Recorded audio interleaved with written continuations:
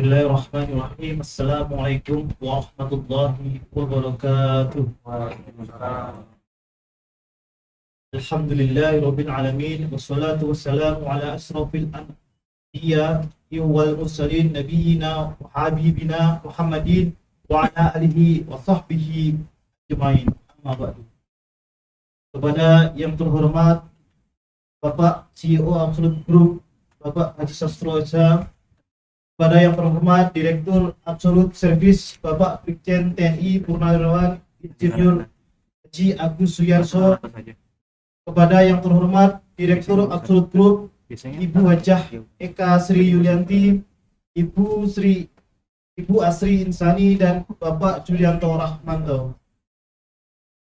Kepada yang terhormat Habib Abdurrahman bin Ahmad Asikab LCMA, pertama-tama marilah kita panjatkan puja dan puji syukur kepada Allah Subhanahu wa taala yang mana telah memberikan nikmat iman, nikmat Islam serta kesehatan kepada kita semua, sehingga kita sama-sama dalam sore hari ini bisa berkumpul di acara tausiah rutin di hari Senin di Musola Joglo Silaturahim. Tak lupa salawat serta salam semoga tetap tercurahkan kepada junjungan kita Nabi besar Muhammad Sallallahu Alaihi Wasallam yang tetap kita nantikan syafaatnya di yaumul qiyamah. Bapak Ibu hadirin yang saya hormati, izinkan saya selaku pembawa acara untuk membacakan susunan acara pada pengajian sore hari ini. Yang pertama pembukaan, yang kedua tausiah yang akan disampaikan langsung oleh Habib Abdurrahman bin Asegaf bin Ahmad Asegaf LCMA dengan tema hadis arba'in. Yang ketiga adalah doa, yang keempat penutup. Selanjutnya mari acara tausiah pada sore hari ini kita buka dengan pembacaan suratul Al-Fatihah. Al-Fatihah.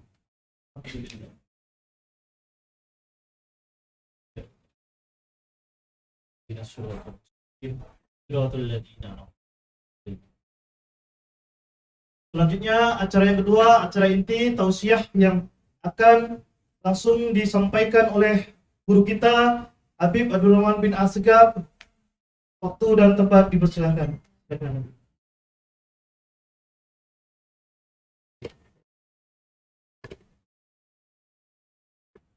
Bismillahirrahmanirrahim.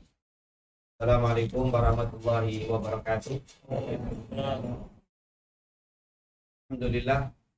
Wassalatu wassalamu ala rasulillah wa ala alihi wa man walah. Segala puja dan puji kepada Allah, salawat serta salam kepada junjungan kita Nabi Muhammad SAW, para keluarga, sahabat, tabi'in, serta seluruh umat yang selalu beristiqomah mengikuti sunnah-sunnahnya hingga yaumul qiyamah. Alhamdulillah, setelah kita mendirikan sholat asar secara berjamaah, semoga apa yang telah kita lakukan semua diterima oleh Allah Subhanahu wa taala, dan semoga kekurangannya dimaafkan dan disempurnakan oleh Allah Subhanahu wa taala. Amin ya rabbal alamin. Pada kesempatan sore hari ini, seperti yang rutin kita lakukan di tempat yang kita cintai ini,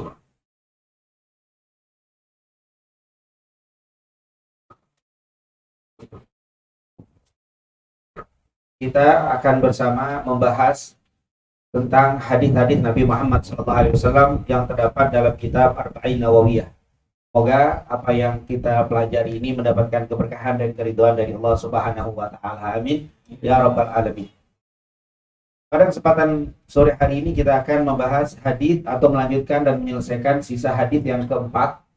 Karena memang hadis ini pada pertemuan sebelumnya sudah kita bahas sebagian, yaitu hadis yang diriwayatkan dari Abu Abdurrahman Abdullah bin Mas'ud radhiyallahu anhu qala haddatsana Rasulullah sallallahu alaihi wasallam wa huwa as-sadiqul masduq inna ahadakum yujma' khalquhu fi batni ummihi 40 yawman nutfah thumma yakunu 'alaqah mithla dhalik thumma yakunu mudghah mithla dhalik thumma yursalu ilaihi al-malaku fa yanfukhu fihi ar-ruh.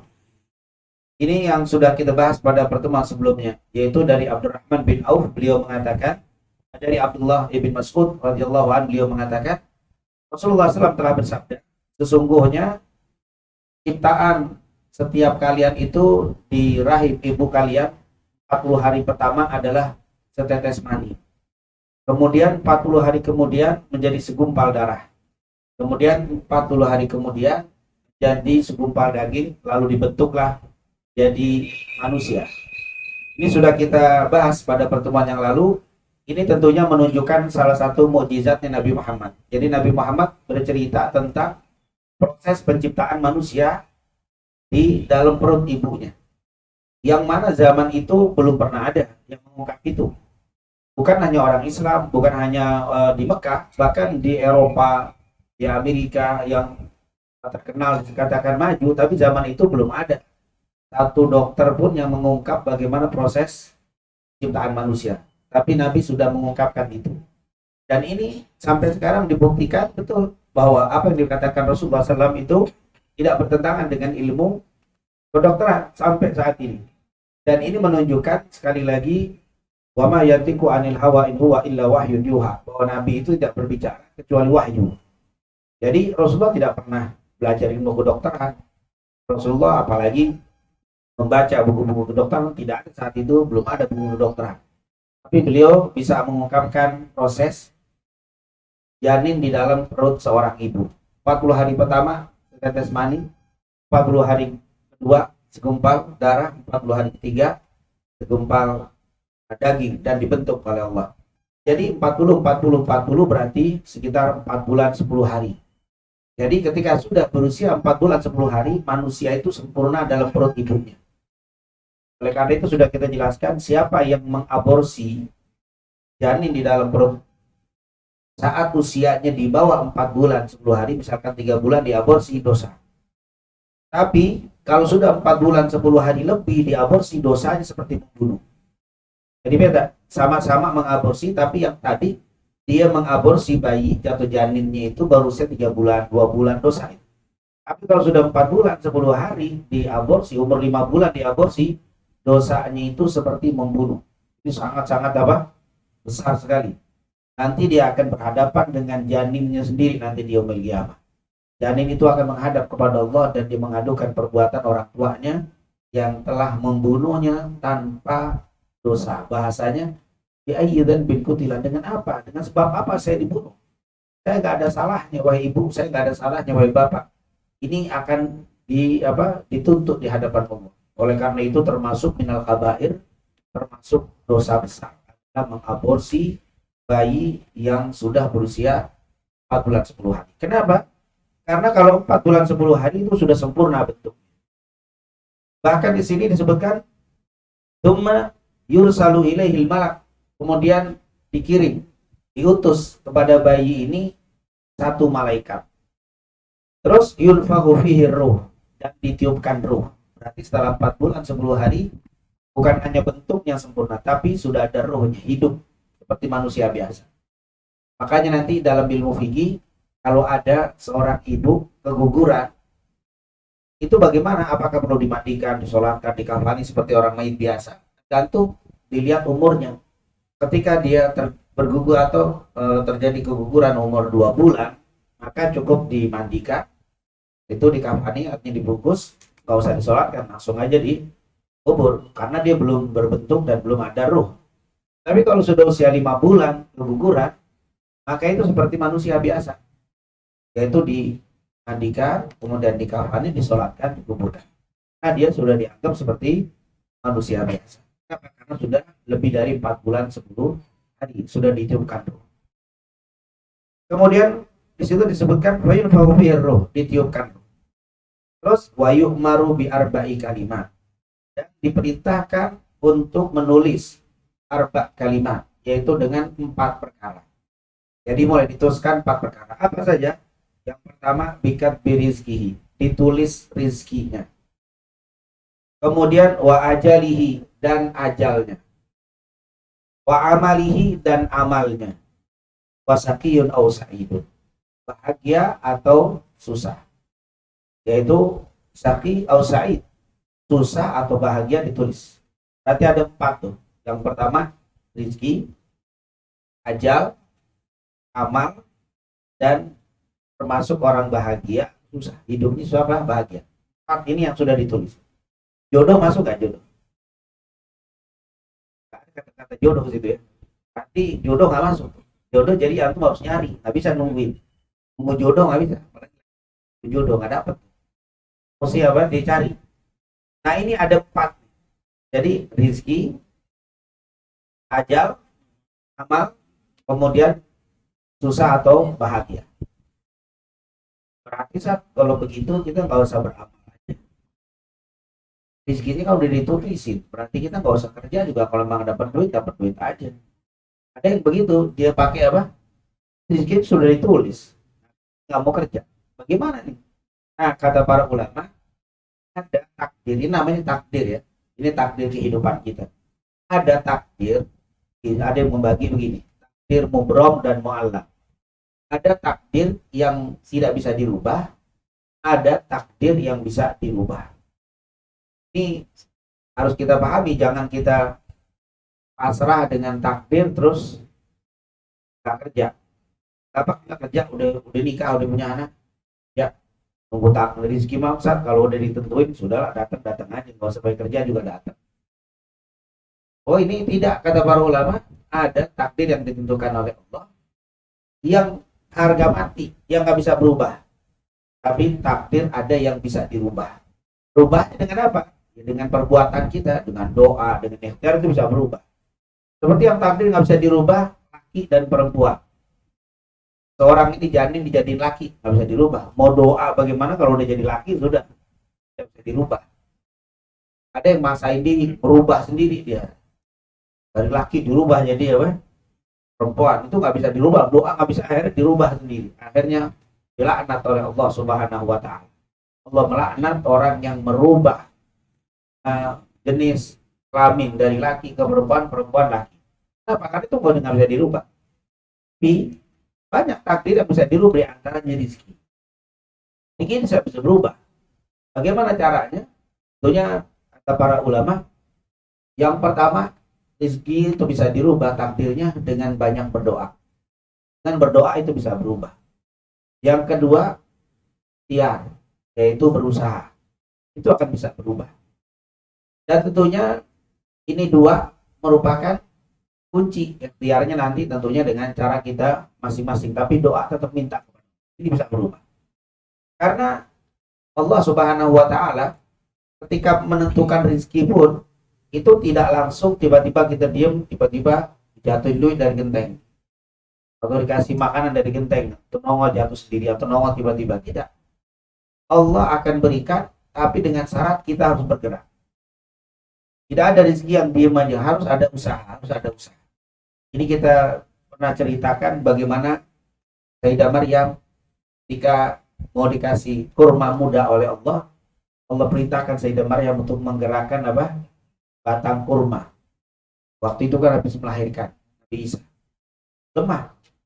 Seorang ibu yang habis melahirkan lemah sekali, wahnan ala wahnin.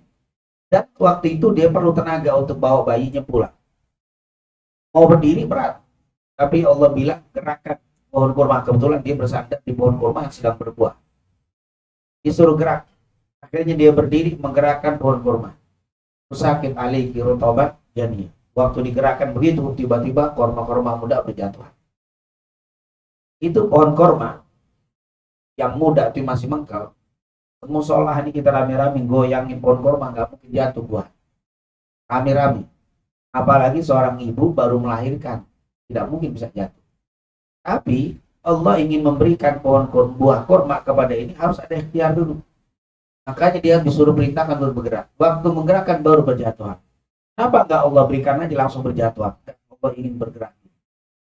Berusaha dulu. Maka diperintahkan hoti, gerakkan pohon korma ini. Digerakkan. Akan seorang ibu yang melahirkan itu sangat lemah sekali dengan pohon korma yang sangat kokoh, keker begitu. Tapi karena dia yakin rezeki datangnya dari Allah, saya disuruh ikhtiar saja. Maka dia ikhtiar. Tiba-tiba tuh sakit aliki rotoban, baru korma muda itu berjatuhan dan diambil dimakan. Segar dia. Makanya itu kata para ulama, salah satu bikin tenaga yang bagus itu rutop itu korma yang masih apa? Kalau itu ya, yang masih ada pahit-pahitnya. Nah intinya disuruh gerak dulu baru dikasih. Begitu juga mungkin Sayyidah Hajar. Waktu anaknya Nabi Ismail nangis karena kehausan, nggak langsung dikeluarin Zam-Zam. Sayyidah Hajar berdiri dulu. Sayyidah Hajar berdiri dulu nyari air, ternyata di Bukit Sofa ada kayak air. Langsung dia lari ke Bukit Sofa, dipikir air. Ternyata fata morgana. Tengah padang pasir yang sangat panas di atas bukit, dipikir air, ternyata bukan air.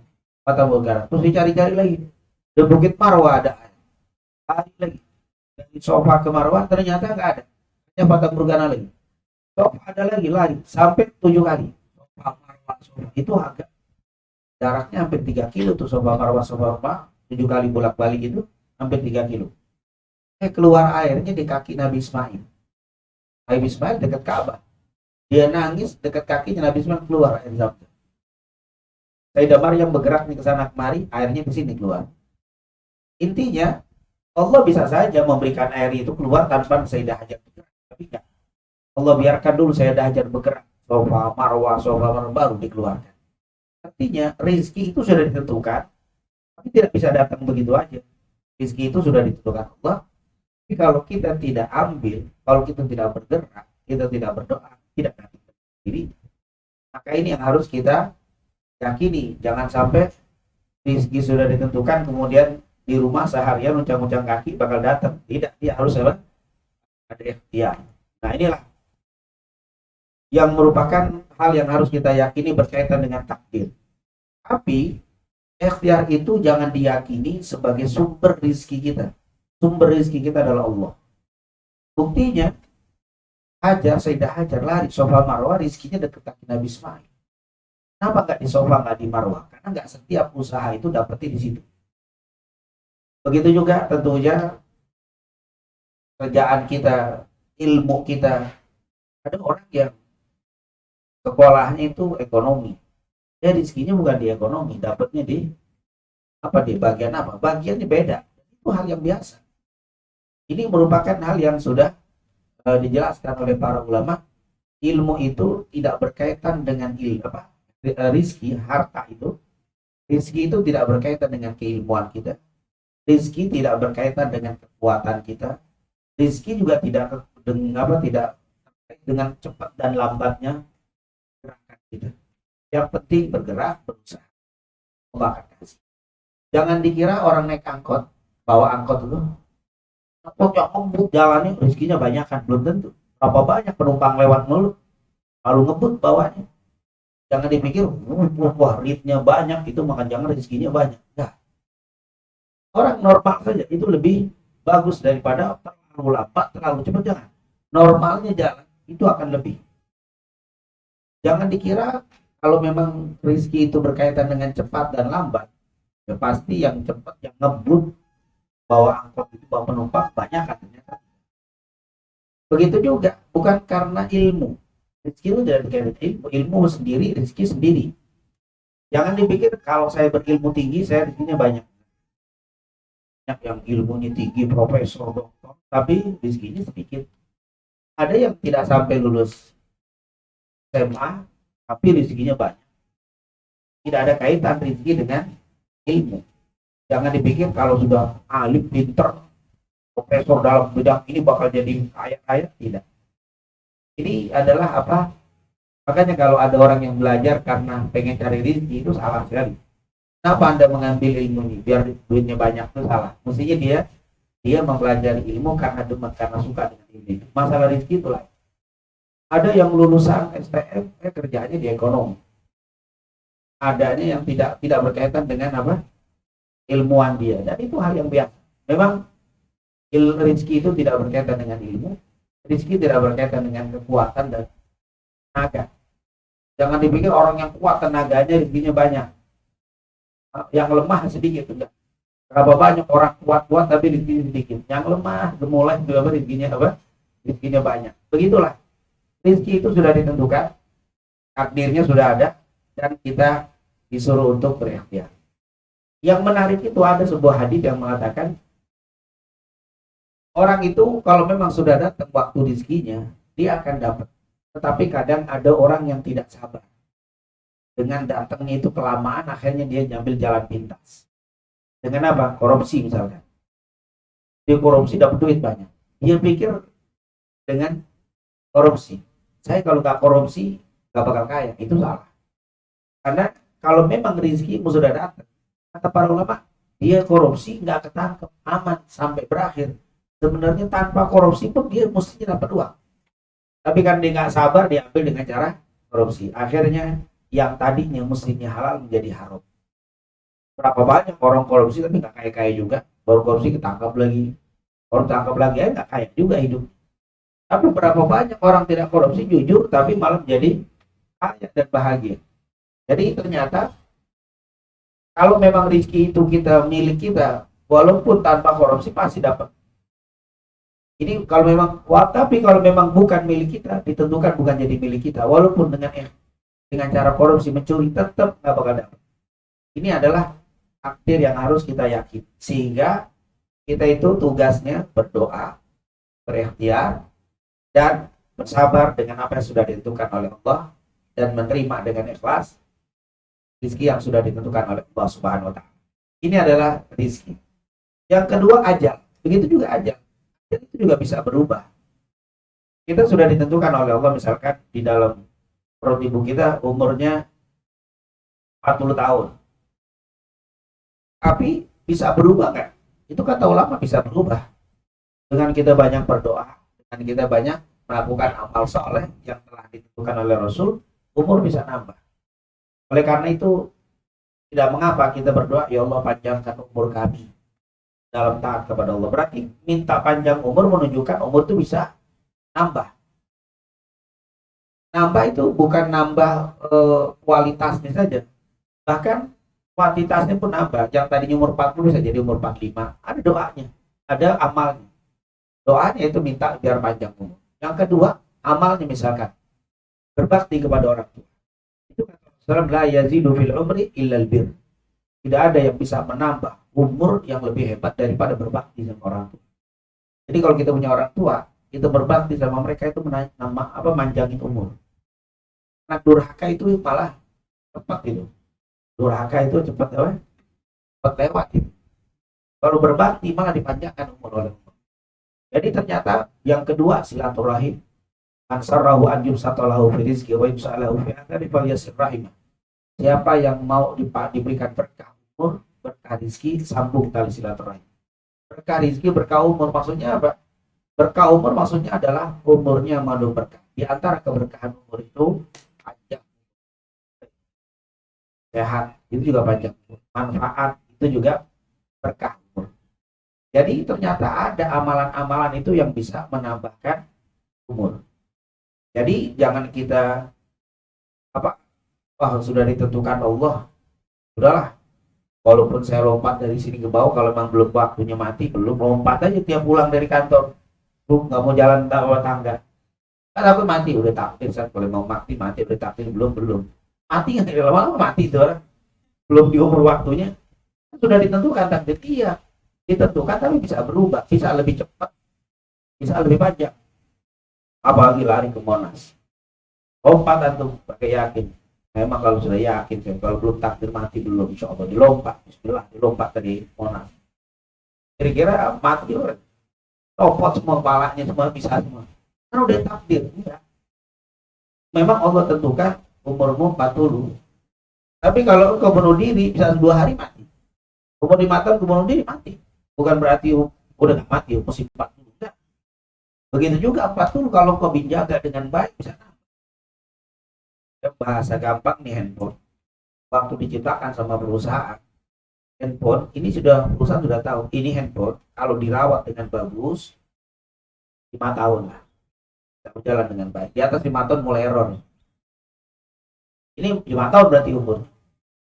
Tapi kalau kita beli handphone baru beli dibanting gitu. Oh 2 hari pecah. Iya dibanting nggak sesuai dengan apa? Ketentuan umurnya ini 5 tahun. Ketika kamu nggak bisa menjaganya, bukan 5 tahun, 2 hari hancur dia. Ini kenapa? Karena tidak bisa merawat. Begitulah aturan Islam itu, aturan agama itu untuk merawat. Ketika kita tidak jalankan agama ini, akhirnya yang tadinya mesti 40, jadi umur 25 mati duluan bisa. Karena kita tidak merawat apa yang diperintahkan oleh ini handphone. Kalau kita ngikuti cara penggunaannya sesuai dengan petunjuk pembuat handphone, itu akan panjang. Tapi ketika tidak menggunakan dengan cara yang sudah dibuatkan oleh perusahaan ini, buat ngarang sendiri, ya hancur cepat. Nah inilah begitu dalam umur. Jadi umur itu juga bisa nambah, bisa tidak nambah. Tapi ada ayat idza jaa ajaluha la yastakhiruna sa'atan wa la yastaqdimun. Kalau telah datang ajalnya, tidak akan bisa dimundurkan dan dimajukan. Dia kalau sudah datang, kalau sudah malaikat mau datang, mulai mencabut roh kita, nggak ada lagi. Nggak bisa maju, nggak bisa mundur. Tapi sebelumnya bisa. Salah satunya adalah silaturahmi. Kita sering kumpul, sering duduk, menjaga persaudaraan, menjaga ukhuwah, tidak bertengkar, tidak saling bermusuhan, itu menambah umur. Nah inilah yang disebutkan ajal. Wa amalihi, dan amalnya, amal perbuatan itu takdir juga. Tetapi kita perlu tahu, ada takdir itu, ada iradah, yang keinginan Allah. Dan namanya iradah. Ada iradah kauniyah, ada iradah yaitu apa? Syariah. Iradah kauniyah ini iradah keinginan Allah yang nggak bisa dirubah. Keinginan Allah yang tidak ada ikut campur makhluk. Allah jadikan pohon ini, Allah datangnya malam, datangnya siang, itu iradah kauniyah. Kehendak Allah di alam, kehendak Allah di kita. Semakin tua nanti akan semakin lemah. Itu iradah Allah, nggak bisa ditolak. Umur semakin tua terus nanti wa man nu'amirhu nunaqqisu fil khalqi. Siapa yang kami panjangkan umurnya akan semakin berkurang bentuk fisiknya. Matanya yang tadinya harus pandang, lama-lama jadi harus buram. Yang tadinya dengernya masya Allah, bisik-bisik di sebelah kedengeran. Tapi sekarang ngomongnya harus kencang dikit, karena agak sedikit maka mulai budak. Kenapa itu bertambah umur? Yang tadinya makan apa saja bisa, jambu muda dikeraup bisa. Sekarang dodol aja susah itu. Polos nggak bisa dimakan, keras sedikit. Bubur mulai tua aja mulai makannya bubur lembut-lembut. Yang udah lembut-lembut udah mulai fisik. Yang tadinya lari sekarang mulai bisa duduk berdiri aja, alhamdulillah. Waktu masih muda kali tubrang berdiri, duduknya aja udah kayak lompat. Jadi lama-lama dia akan naik lewatin yang tembok, pegangan dia udah berdiri sendiri, alhamdulillah. Alhamdulillah, kemarin nggak pernah ngucapin alhamdulillah waktu berdiri aja udah alhamdulillah, alhamdulillah. Tangan bergerak enggak. Dan begitulah terus. Dan itu tuh nggak bisa berubah. Itu adalah takdir dari Allah yang nggak bisa berubah. Tapi amal yang berbentuk amal itu ada iradah syariah. Allah inginnya kita sholat. Itu keinginan Allah tuh. Tapi keinginan Allah nggak mutlak terjadi. Di situ ada unsur kita. Allah inginnya Anda sholat. Kamu nggak sholat, berarti Allah nggak sesuai dengan keinginan Allah. Jangan dibilang, kenapa nggak sholat asar? Ini udah takdir. Saya sorry, ini asar ini saya ditakdirin sama Allah nggak sholat asar. Enak aja. Kata siapa Allah takdirin Anda nggak sholat asar? Jangan cerita. Itu iradah syariah. Keinginan Allah, tapi kita juga punya kemampuan melakukan atau tidak melakukan. Allah inginnya Anda sholat asar. Ketika kita sholat, kita bilang, alhamdulillah, dengan kehendak dari Allah dan petunjuk saya bisa sholat. Itu yang. Tapi ketika kita tidak sholat, jangan pernah nyalahin Allah. Saat sore ini saya ditakdirin nggak bisa sama Allah. Kenapa? Atau duduk aja di bawah situ. Kerjaan sih, tapi memang kayaknya belum takdir saya ngaji. Makanya dari mana kok takdir dari Allah itu? Allah pengennya kamu ta'lim. Allah pengennya kamu duduk di majelis. Tapi kamu tidak mau. Itu iradah. Kalau iradah alam, berbuat, tidak ada yang ikut campur. Iradah kita, fisik, itu udah kehendak Allah. Tapi kalau iradah syariah, iradah sholat, puasa, jangan mabuk. Allah inginnya kita tidak mabuk. Ketika kita mabuk, berarti itu bertentangan dengan keinginan Allah. Tetapi keinginan Allah di syariat tidak mutlak. Ada unsur orang yang bisa ikut di dalam melaksanakan keinginan Allah. Jadi, kata ulama, mengambil ayat fa'idha maritu fahuwa yashfi. Kalau aku sakit, Allah yang menyembuhkan aku. Ketika sakit kan nggak enak ya, sakit gitu. Ketika ada sesuatu yang nggak enak disebabkan kepada diri kita. Kalau kesembuhan itu kan bagus, disebabkan kepada Allah, itu ada. Saya bisa sholat, bisa duduk taklim ini karena kehendak. Itu bagus. Giliran saya nggak bisa sholat, saya tenang, saya males, saya nggak sholat hari ini, Allah istighfar dari. Nah itu jangan di Allah juga. Kenapa Anda mabuk? Ini kayaknya takdir dari Allah. Ini sudah kehendak dari Allah saya mabuk. Enak aja, itu usul adab itu namanya. Jadi kalau yang buruk-buruk nisbahkan kepada kita. Kalau yang baik nisbahkan kepada Allah. Kenapa? Karena Allah tidak pernah menginginkan keburukan kepada kita. Tidak ada Allah menginginkan buruk sama kita. Allah pengennya kita jadi baik. Allah pengennya kita selamat. Allah pengennya kita semua kebaikan. Karena Allah itu sayang kepada kita melebihi sayangnya seorang ibu kepada anak. Kalau anaknya tidak mungkin, seorang ibu tidak mungkin menginginkan kecelakaan kepada anak, Allah lebih lagi tidak mungkin menginginkan kita celaka. Tapi kalau kita melakukan keburukan berarti memang dari kita sendiri. Nah, ini tentunya saya teringat dengan Umar bin Khattab. Waktu itu, waktu dia jadi khalifah, ada pencuri. Setelah diperiksa, kata Umar, wah ini sudah terbukti pencuri, sudah ada kakaknya, betul, sudah disidang, udah potong tangan. Kan mencuri dulu dipotong tangan. Asari batu, fakta dia dipotong tangan. Waktu mau dipotong, si pencuri bilang, ya Amirul Mukminin, wahai Umar bin Khattab, kenapa kau mau potong tanganku? Bukankah aku motong ini sudah takdir dari Allah? Saya mencuri ini sudah ditakdir dari Allah. Kenapa kau potong tanganku padahal aku mencuri adalah takdir dari Allah? Jadi nggak mau disalahin, ini takdir. Mestinya yang disalahin bukan saya, tapi ya Allah yang nakdirin saya mencuri. Kata Umar bin Khattab, iya, tangannya keluarin. Alhamdulillah, Allah pun sudah nakdirkan kepada saya untuk potong tangan. Jadi kalau kau mencuri karena takdir, aku potong pun karena apa? Karena takdir. Jadi tidak bisa berdasarkan kemaksiatan itu hanya mengatakan ini takdir. Karena Allah tidak mau dan tidak pernah menakdirkan kita maksiat. Justru Allah punya iradah syariah, iradah yang mengandung kebaikan. Disuruh sholat, disuruh menghindari narkoba, disuruh menghindari zina, disuruh nikah, disuruh bersedekah, artinya kebaikan semua. Jadi ketika kita tidak melakukan itu, jangan dinisbatkan kepada Allah, dinisbatkan kepada diri sendiri. Wasaqiyun aw sa'idun, bahagia atau tidak bahagia. Ini tentunya sekali lagi bukan mutlak, tapi itu adalah tergantung dari ikhtiar kita. Dan kata para ulama, ketika berbicara tentang takdir jangan terlalu dalam. Satu saja pegang. Yang pertama, Allah itu selalu menyayangi kita melebihi sayangnya seorang ibu kepada anak. Berarti Allah pasti menakdirkan yang baik. Tinggal kita berhusnudzon. Ini orang Islam. Orang yang beriman tidak ada takdir yang buruk. Tidak ada takdir yang buruk. Yang ada adalah apa? Semua. Makanya kata Rasul, aneh ini untuk urusan orang Islam. Kalau dia dapat nikmat bersyukur, dia dapat kebaikan. Kalau dapat musibah, dia sabar, dapat juga kebaikan. Jadi sebenarnya nggak ada yang nggak baik. Semuanya itu adalah ketika ada orang kena musibah, maka kata Rasul, musibah itu bisa menjadi penggugur dosa. Tinggi derajatnya.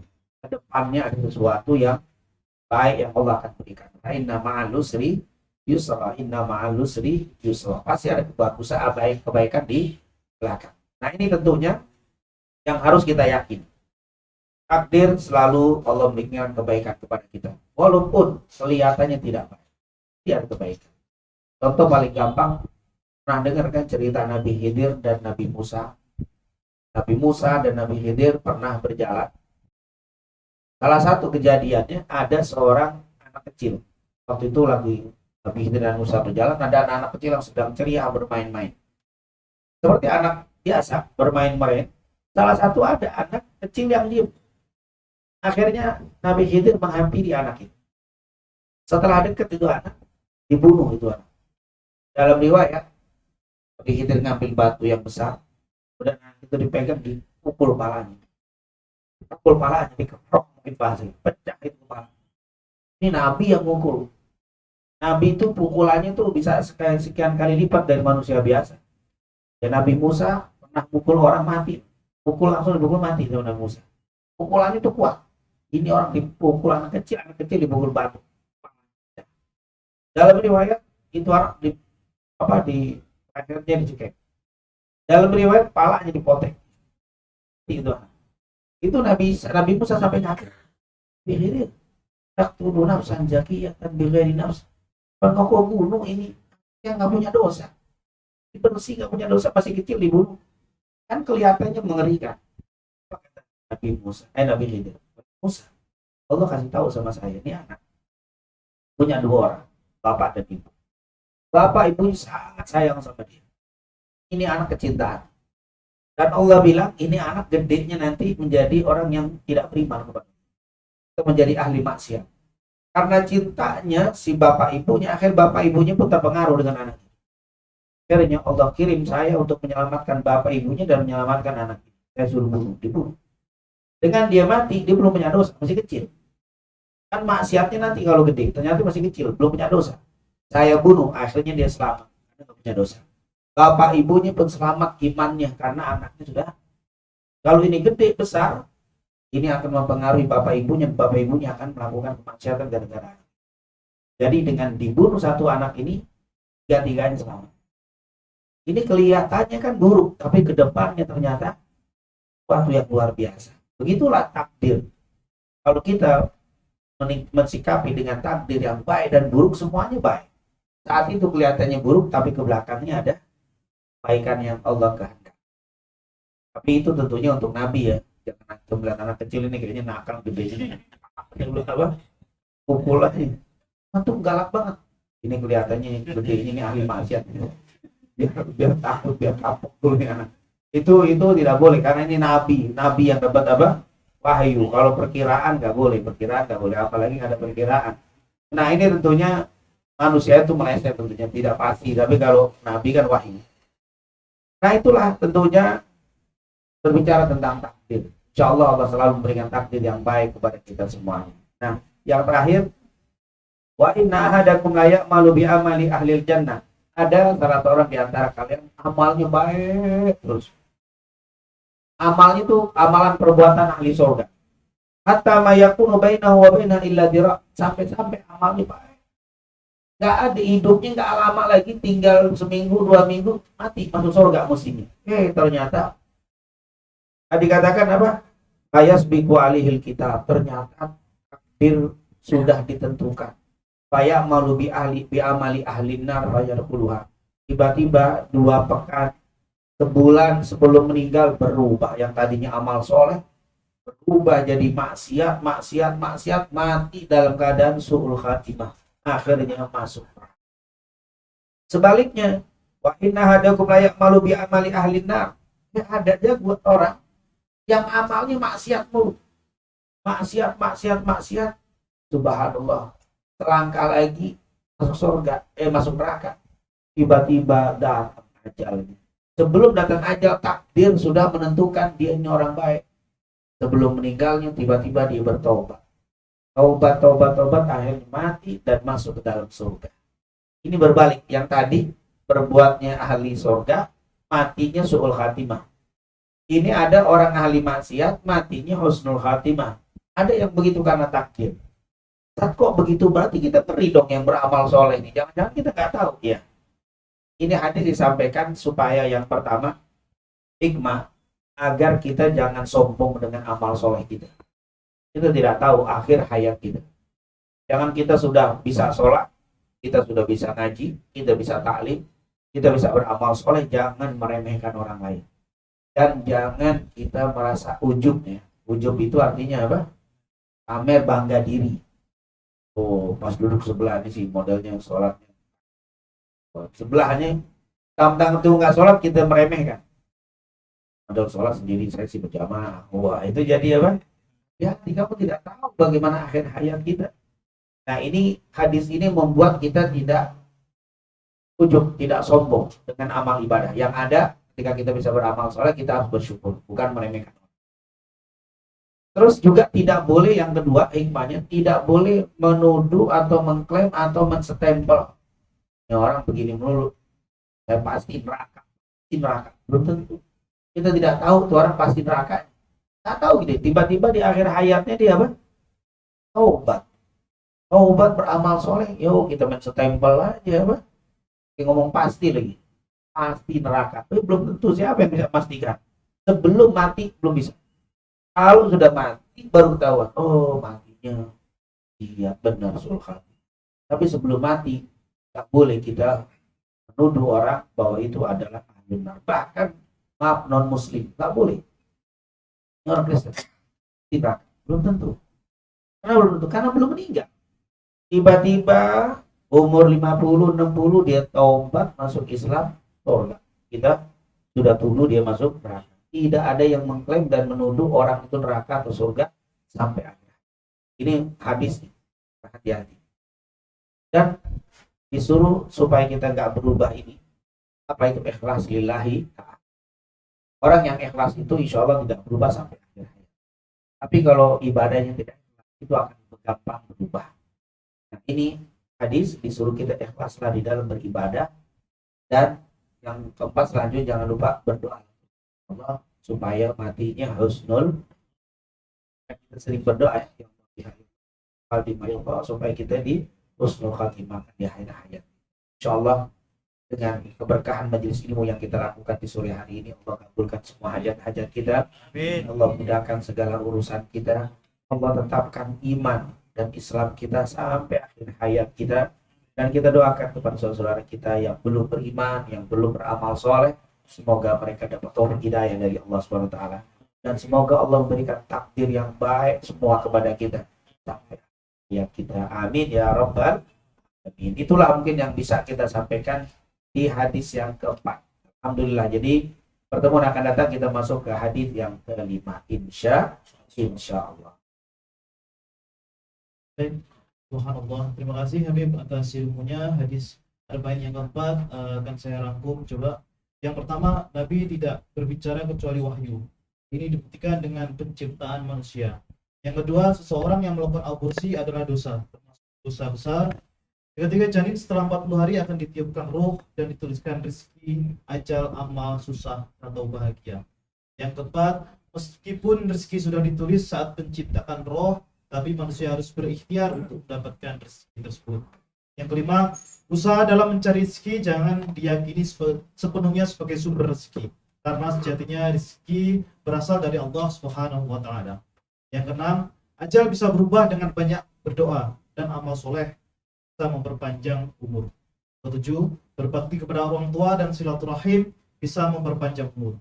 8, Allah menginginkan semua kebaikan untuk umat manusia. Jadi, jika hal kebaikan itu berasal dari Allah, dan jika ada hal keburukan, itu sejatinya berasal dari manusia. Yang ke-9, Allah pasti mentakdirkan kebaikan kepada semua manusia. Kasih sayang Allah melebihi kasih sayang ibu terhadap anak. Kemudian, rangkuman dari hadis Arba'in Nawawiyah.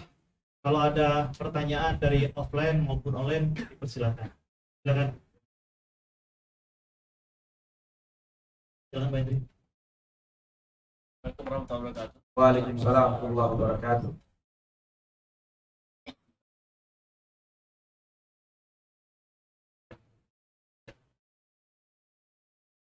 Begini Pak Habib, tadi disebutkan bahwa bayi itu kan ditiupkan rohnya setelah 4 bulan seminggu ya.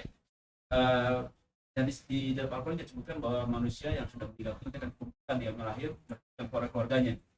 Bagaimana dengan janin atau anak-anak yang meninggal dalam kandungan? Apakah mereka juga nanti akan bertemu dengan keluarganya? Ya, memang nanti dikumpulkan itu dalam surat At-Tur ayat 21 itu ya. Selama mereka tetap dalam satu iman. Nah, ketika dia tidak beriman, tentunya tidak akan berkumpul. Alladzina amanu wattaba'atuhum dzurriyyatuhum biimanin alhaqnahum dzurriyyatahum. Nah, itu dipertemukan nanti bapak dan ibu dan keturunannya. Anak-anak itu akan dikumpulkan. Selama mereka alladzina amanu wattaba'atuhum dzurriyyatuhum biiman, tapi tetap dengan satu iman. Ketika seseorang keluarga muslim muslimah Punya anak satunya nggak beriman, maka nanti dia beragama nggak ketemu. Kalau dia satu iman, maka ketemu. Dan bagaimana dengan si bayi? Iya, bayi juga. Ini bayi malah di dalam hadis nanti itu akan si bayi itu yang tadiruna, mereka itu si bayi-bayi itu yang tadiruna aba'ahum bi sururihim. Dikatakan bayi-bayi itu akan menunggu orang-orang tua mereka di depan pintu surga dan dengan menarik orang tuanya dengan surur, yaitu dengan tali pusarnya. Artinya mereka bukan hanya kumpul, tapi mereka justru menolong. Anak yang sudah berusia 4 bulan lebih itu yang sudah ada rohnya meninggal, terus bapak ibunya sabar menerimanya, ujian sangat besar. Apalagi sudah lama tidak menunggu, tidak dikaruniai anak, tiba-tiba punya anak meninggal, dia terima dengan sabar, maka ini anak akan menarik orang tuanya ke dalam surganya. Kalau kata orang sekarang itu akhirat yang luar biasa. Jadi orang-orang yang punya anak yang pernah keguguran, dia sabar, dia terima, itu akan menjadi penolong untuk orang tuanya di dalam surga. Jadi bukan hanya kumpul, tapi marah mereka nunggu. Kan mereka itu kan gak berhisab masuk surga, karena masih bersih. Kullu mauludin yuladu alal fitrah, fa'abawahu yuhawidani, yunasirana, yubawu majisani. Tiap anak itu lahir dalam badan suci. Maka itu anak disuruh masuk sama Allah. Masuk ke surga, dia bilang, enggak ya Allah, saya nunggu bapak ibu saya. Jadi setiap disuruh masuk, saya nunggu bapak ibu saya. Akhirnya Allah proses cepetin tuh bapak ibunya untuk karena anaknya nunggu. Makanya orang yang punya anak keguguran diterima dengan sabar, itu adalah set yang luar biasa untuk kehidupan akhiratnya. Jadi bukan hanya dikumpulkan, tapi mereka malah membantu orang tua. Wallahu a'lam.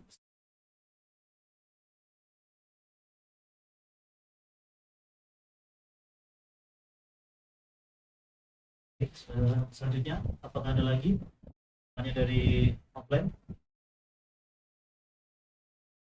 Mohon izin Habib, kalau tidak ada saya bertanya, untuk program keluarga berencana ataupun menunda kehamilan itu apakah termasuk dosa besar ataupun masuk dalam golongan aborsi Ustaz? Karena Habib mohon izin, karena beberapa pemahaman itu memang tidak boleh melakukan istilahnya KB atau keluarga berencana karena itu anak tuh karena ketentuan Allah. Begitu Habib, mohon izin, mohon pencerahannya. Iya. Jadi di dalam membatasi itu ada istilahnya, ada tahdid, ada membatasi nasab, yaitu membatasi kelahiran. Ada yang memutuskan kelahiran.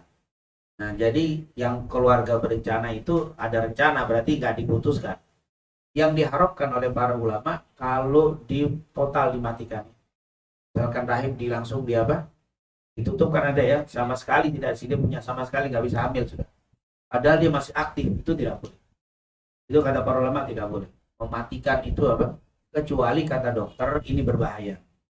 Ini kembali kepada dokter. Kata dokter ini kalau melahirkan lagi ini berbahaya, maka lebih baik ditutup, dimatikan. Nah, itu boleh. Tapi kalau tidak boleh. Karena kenapa? Ini anaknya brojol terus. 2 tahun sekali lahir lagi, udah 10. Tetap kata dia bilang, tapi rizki. Nah, ini dia. Kenapa kau takut? Takut rizki yang segini, kerja segini, gaji anak 5, 6, 7, ntar. Ini wala taqtulu auladakum khasyata imlaq. Jangan kau bunuh anakmu karena takut miskin. Nahnu narzuqukum wa iyyahum. Dalam ayat lain, wa innahnu narzuquhum wa iyyakum. Aku yang memberi rezeki kalian dan kepada mereka. Jadi jangan kau jadi Tuhan kecil, katanya. Jadi tidak boleh kita bunuh, yaitu tadi aborsi gara-gara takut makan. Ini nggak boleh. Nah, ada bukan karena takut makan, karena takut nggak bisa ngatur kesibukan dia dan istrinya, akhirnya dibatasilah atau diatur kelahirannya. Nah, ketika mengatur kelahiran, itu kebanyakan para ulama boleh. Apakah termasuk dosa membunuh? Enggak. Karena maaf ya, sperma dan ovumnya belum ketemu. Jadi dia berhubungan tapi sperma dan ovum tidak dibiarkan ketemu. Yang haram itu kan ketemu proses sperma dan ovum 40 hari pertama jadi setetes mani, sudah mulai berbentuk, ketemu ovum sperma. 40 hari kedua segumpal darah, udah proses segumpal darah, segumpal daging, ditiupkan roh, itulah yang dikabuli. Tapi kalau KB itu ditahan antara sperma dan ovum, nggak ketemu, sehingga tidak termasuk menggugurkan. Hanya tadi menghalangi untuk tidak bertemu sperma dan ovum. Kalau KB tapi nggak pakai apa-apa berhubungan, nanti kalau udah terlambat ternyata sudah mennya hilang, sudah positif, digugurkan, itu haram. Kenapa? Karena sudah proses, sudah jadi, digugurkan. Tapi kalau nggak salah, memang dia tidak ketemu antara sperma dan ini atau dilemahkan sebelum pertemuan. Karena yang dosa itu ketika sudah proses bergerak, sudah positif, hamil, digugurkan dosa. Apalagi sudah positif hamil 5 bulan umur, digugurkan, dosa besar. Tapi kalau belum, memang sudah di lengkapi tadi ya, keluarga berencana, sehingga tidak terjadinya proses sperma dan ovum, maka itu tidak termasuk bab seperti itu. Hanya nanti dalam bab lain pembahasannya mubadir istilahnya. Mubadir, sia-sia itu sperma dan ovum terbuang begitu saja. Itu saja kena hukum. Tapi bukan termasuk hukum menggugurkan. Jadi beda hukum. Wallahu a'lam bishawab. Baik, terima kasih Habib atas ilmu dan tafsirnya hari ini. Akhirnya kita sampai ke penghujung akhir acara. Selanjutnya acara yaitu acara doa. Doa dipimpin langsung oleh Habib. Waktu dan tempat dipersilakan. Baik, kita mohon kepada Allah Subhanahu wa taala, semoga dengan keberkahan majelis yang mulia ini Allah kabulkan semua hajat-hajat kita, Allah mudahkan segala urusan kita, Allah angkat segala kesulitan kita, Allah buka pintu rizki yang halal dan thayyibah untuk bisa menjadi rizki yang membawa kepada kebahagiaan dunia wal akhirah.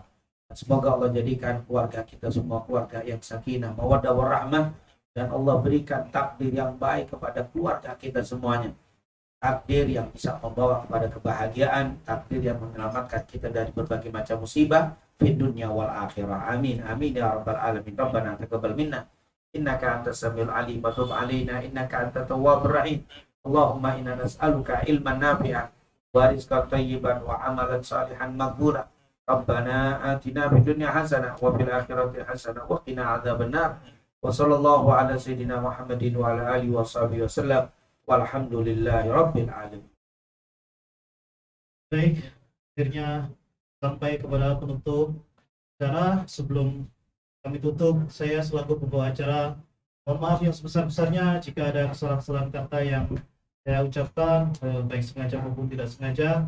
Mari kita tutup tausiah pada sore hari ini dengan doa kafaratul majlis.